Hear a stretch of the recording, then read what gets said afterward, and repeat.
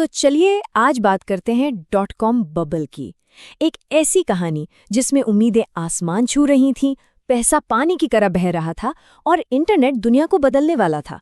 लेकिन उस बदलाव से पहले बाजारों में एक ऐसा भूचाल आया जिसे आज तक याद किया जाता है। जरा सोचिए, सिर्फ 5 साल 1995 से 2000 के बीच नैस्डैक इंडेक्स 400% चढ़ गया। मतलब यकीन करना मुश्किल है। ऐसा लग रहा था जैसे ये पार्टी कभी खत्म ही नहीं होगी। हर कोई बस इस इंटरनेट वाली सोने की खान का हिस्सा बनना चाहता था। पर हर बुलबुले का एक ही अंजाम होता है ना? अक्टूबर 2002 आते आते वही नैस्डैक 78% नीचे था। सालों की जो कमाई थी वो बस कुछ ही महीनों में हवा हो गई। ये एक ऐसी सुनामी थी जिसने निवेशकों के खरबों डॉलर डुबो दिए। तो सवाल ये उठता है कि आखिर ये था क्या? क्या ये सिर्फ लोगों के लालच और एक अस्थायी पागलपन की कहानी थी, या फिर किसी भी बड़ी टेक्नोलॉजी को अपनाने की ये एक जरूरी कीमत होती है जो हमें चुकानी पड़ती है? चलिए इसी पहेली को सुलझाते हैं। तो चलिए एकदम शुरू से शुरू करते हैं। ये समझने के लिए कि ये बुलबुला इतना बड़ा कैसे हो गया, हमें उन वजहों को देखना होगा जो सालों से इसे हवा दे रही थीं। ये कोई एक दिन में नहीं हुआ, इसके लिए पूरा माहौल तैयार किया गया था। देखिए, 90 के दशक के बीच में ना सब कुछ एक साथ हो रहा था। एक तरफ मोज़ेक जैसे वेब ब्राउज़र आए जिन्होंने इंटरनेट को आम लोगों के लिए खोल दिया। ऊपर से कंप्यूटर तेजी से हर घर में पहुंच रहे थे। और फिर सरकार की नीतियों ने तो जैसे आग में घी ही डाल दिया। टैक्स कम हो गए, ब्याज दरें इतनी नीचे आ गईं कि बाजार में पैसा ही पैसा था। मतलब एक परफेक्ट स्टॉर्म बनने के लिए जो कुछ चाहिए था वो सब मौजूद था। लेकिन ये कहानी सिर्फ पैसों और मार्केट के आंकड़ों की नहीं है। नहीं, उस दौर में एक पूरी नई सोच, एक नया कल्चर पैदा हो गया था। बिजनेस के जो पुराने तौर तरीके थे ना, उन्हें उठाकर खिड़की से बाहर फेंक दिया गया था। हवा में एक अजीब सा पागलपन था।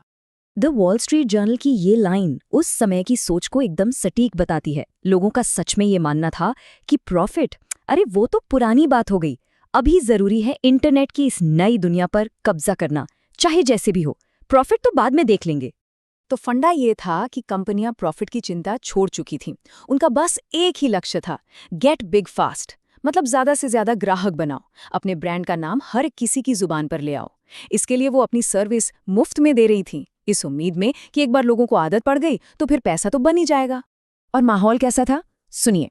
आम लोग अपनी अच्छी खासी नौकरियां छोड़कर डे ट्रेडर बन रहे थे। कंपनियां आलीशान पार्टियों पर करोड़ों उड़ा रही थीं। और हद तो ये थी कि कुछ कंपनियां जिनका कोई प्रोडक्ट तक नहीं था वो भी स्टॉक मार्केट में लिस्ट होकर अरबों डॉलर की बन गईं। 2000 का सुपर बोल, जिसे .com सुपर बोल भी कहते हैं, इस पागलपन का सबसे बड़ा प्रतीक था। लेकिन हम सब जानते हैं, है ना, ऐसी पार्टियां हमेशा नहीं चलती। 2000 की बसंत में हकीकत ने दरवाजा खटखटाया और देखते देखते ये चमकता हुआ बुलबुला फूट गया। ये टाइमलाइन देखिए कैसे कुछ ही हफ्तों में सब कुछ ढह गया। 10 मार्च को मार्केट अपने पीक पर था और फिर एक के बाद एक बुरी खबरें। पहले जापान में मंदी की खबर आई, फिर एक रिपोर्ट आई कि कंपनियां अपना सारा पैसा जला रही हैं, और उसके बाद माइक्रोसॉफ्ट पर केस ने तो निवेशकों का बचा कुचा भरोसा भी तोड़ दिया। बस फिर क्या था, मार्केट ताश के पत्तों की तरह ढह। और अगर कोई एक चीज है जो इस पूरी कहानी को दिखाती है तो वो है ये सुपर बोल के विज्ञापन। साल 2000 में 17 .com कंपनियां वहां विज्ञापन दे रही थी और ठीक एक साल बाद सिर्फ 3। ये साफ दिखाता है कि पार्टी का पैसा कितनी तेजी से खत्म हो रहा था। तो जब ये तूफान थमा तो पीछे क्या बचा? जब धूल बैठी तो मंजर कैसा था? कौन इस सुनामी में डूब गया और कौन बच निकला? एक अनुमान के मुताबिक 2002 तक मार्केट से $5 ट्रिलियन साफ हो चुके थे। ये इतनी बड़ी रकम है कि इसकी कल्पना करना भी मुश्किल है। अनगिनत लोगों की जिंदगी भर की जमा पूंजी इसमें डूब गई। और इस मलबे के बीच एक बहुत ही दिलचस्प पैटर्न देखने को मिलता है। Pets.com जैसी कंपनियां जिनका बिजनेस मॉडल ही कमजोर था वो डूब गईं।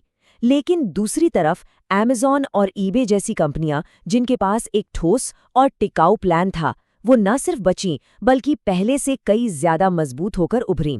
इस क्रैश का असर सिर्फ कंपनियों पर नहीं, लोगों पर भी पड़ा। टेक सेक्टर में हजारों लाखों नौकरियां चली गईं और जो कंपनियां बंद हुईं उनके महंगे महंगे ऑफिस का सामान कौड़ियों के भाव बिकने लगा। उस वक्त सिलिकॉन वैली में हर तरफ आपको महंगी डिजाइनर कुर्सियां और डेस्क बिकते हुए मिल जाते थे।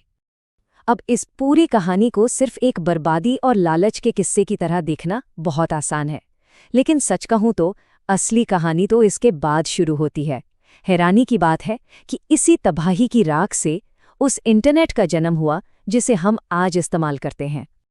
असल में उस बुलबुले के मलबे ने ही डिजिटल दुनिया के अगले दौर की नींव रखी। उस पागलपन में जो हजारों किलोमीटर फाइबर ऑप्टिक केबल बिछाई गई थी, उसी की वजह से हमें आज का तेज और सस्ता इंटरनेट मिला। और जो कंपनियां बच गई, जैसे अमेज़न और गूगल, उन्होंने हमें सिखाया कि ऑनलाइन बिजनेस असल में कैसे चलता है। ये बात हमें वेंचर कैपिटलिस्ट फ्रेड विल्सन के एक बहुत ही दिलचस्प विचार पर लाती है। उनका मानना है कि कभी-कभी किसी बड़ी क्रांतिकारी चीज को बनाने के लिए इस तरह के पागलपन और जुनून की जरूरत होती है। शायद इस दीवानगी के बिना इंटरनेट को बनाने के लिए जरूरी अरबों डॉलर का निवेश कभी नहीं हो पाता। तो ये पूरी कहानी हमें आज के दौर में एक बहुत बड़े सवाल के सामने लाकर खड़ा कर देती है। आज जब हम आर्टिफिशियल इंटेलिजेंस और दूसरी नई टेक्नोलॉजी में वैसा ही उत्साह और भारी निवेश देख रहे हैं, तो क्या हम इतिहास को दोहरा रहे हैं? क्या हम एक और बुलबुले की तरफ बढ़ रहे हैं? खैर, ये एक ऐसा सवाल है जिसका जवाब तो हमें वक्त ही देगा।